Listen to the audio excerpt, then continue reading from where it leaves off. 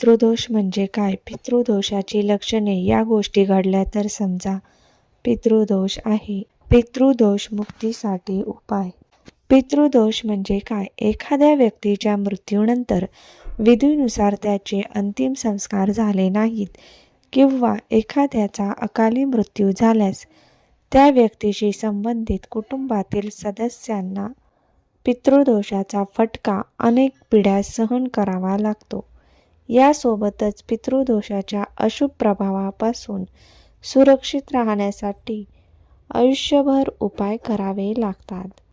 पितृदोष कसा ओळखावा?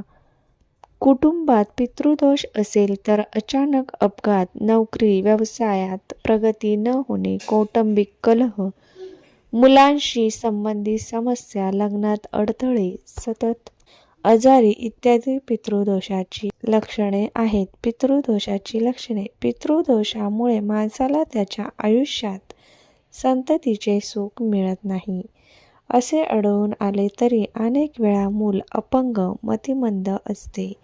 काही वेळा मूल जन्माला आल्यानंतर लगेचच मरण पावते. नोकरी व्यवसायात कष्ट करूनही नुकसान होतच आहे. कुटुंबात अनेकदा मतभेद किंवा ऐक्याचा अभाव असतो. कुटुंबात शांतीचा अभाव. कुटुंबातील काही व्यक्ती नेहमी आजारी असतात. उपचार करूनही बरे होत नाही. कुटुंबातील विवाहयोग्य व्यक्तींचा विवाह शक्य नाही किंवा लग्नानंतर घटस्फोट किंवा वेगळे होणे. पितृदोषाच्या बाबतीत एखाद्या व्यक्तीच्या लोकांकडून विश्वासघात होतो. पितृदोषामुळे माणूस पुन्हा पुन्हा अपघाताचा बळी ठरतो. त्याच्या आयुष्यात घडणाऱ्या शुभ कार्यात अडथळे येतात. कुटुंबातील सदस्य अनेकदा अडथळ्याच्या प्रभावाखाली राहतात. घरामध्ये अनेकदा तणाव आणि त्रास असतो. पितृदोष कशामुळे होतो?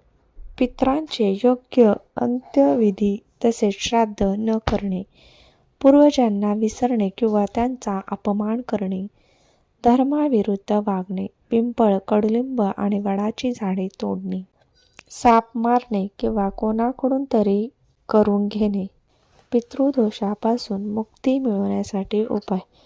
पितृदोषापासून मुक्ती मिळवण्यासाठी पितरांच्या मृत्यूच्या तिथीला किंवा श्राद्ध पक्षात सर्व पितृ अमावास्येला तर्पण करावे आणि ब्राह्मणाला भोजन अर्पण करावे. जमेल तेवढे दान करा. पितृदोष शांत करण्यासाठी पितृपक्षात दररोज संध्याकाळी घरच्या दक्षिण दिशेला तेलाचा दिवा लावावा. यावर पितर प्रसन्न होतात.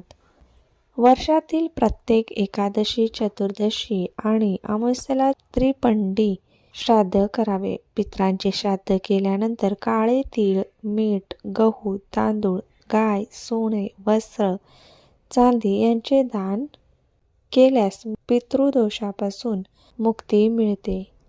कोणत्याही सार्वजनिक ठिकाणी पिंपळाचे झाड लावा व त्यांची काळजी घ्या. श्रीमद भगवद्गीतेच्या 7व्या अध्यायाचे रोज पठण केल्याने पितृदोष दूर होतो.